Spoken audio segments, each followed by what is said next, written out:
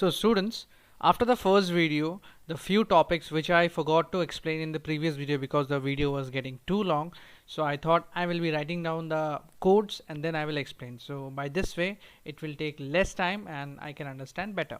So today the topics which I'm gonna cover will be constructor, encapsulation, abstraction, polymorphism and attributes. All will be with some examples. So let's start with constructor. Now constructor, as I had explained in the previous video, these are used to initialize the class members. Class members means the data or the methods. Basically data, not the methods. We don't initialize methods like that.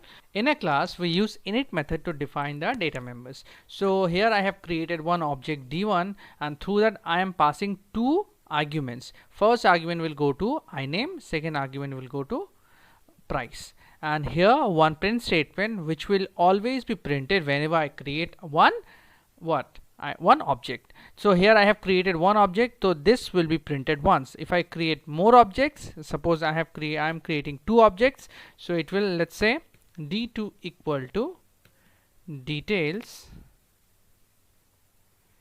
let's say maps, and then the price is, let's say 500.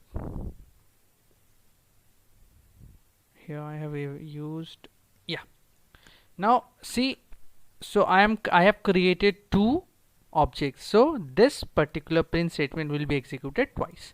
And here one this function is method is there, class method, which will print the name, item name and its price together. So let's print it and we'll see how it works. So here I am separately printing iname from this details class. So if I comment it out, okay, and d1 dot full details with d2 dot full details, and let's see how it works.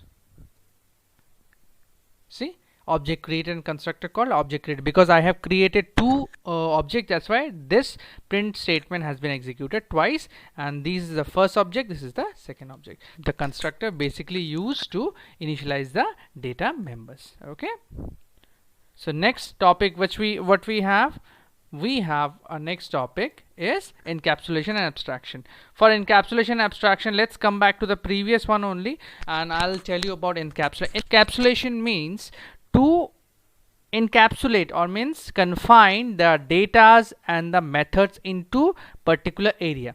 So in a class details I have initialized one init method and then full details method with iname and price as a data members.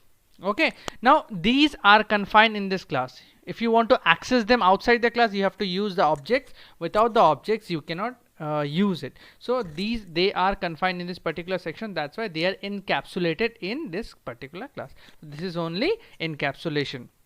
Okay, so let's talk about abstraction.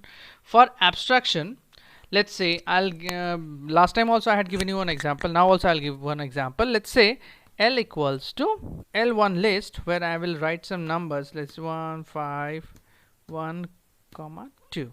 So it's a list. Now if I print it, it will print the same thing. I hope you all know it. Now I will do L dot sort. I am calling one function, that is sort function, and then I will print L. Let's see.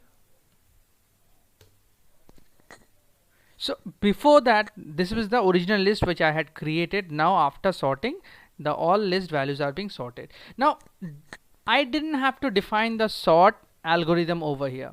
It was already defined in by the Python programmers and it is at the background. It is abstracted from us so that we don't have to go through that complex situations. So we can easily use this particular function. This is only abstraction to hide the complex details from the user.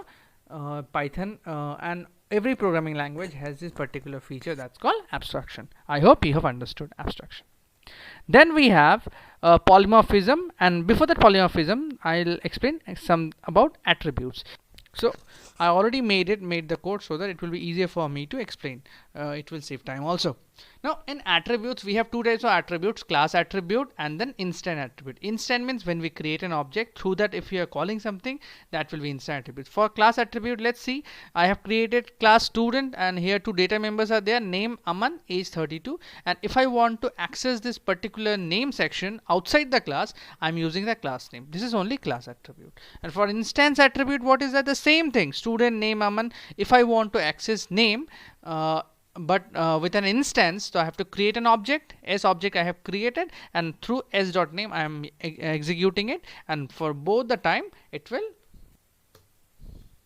and see both the time Aman, the same outputs are coming. So these are class attribute, this is a class attribute, by class name we access, instant attribute through object name we access it. Okay, and finally polymorphism. I'll open a new window.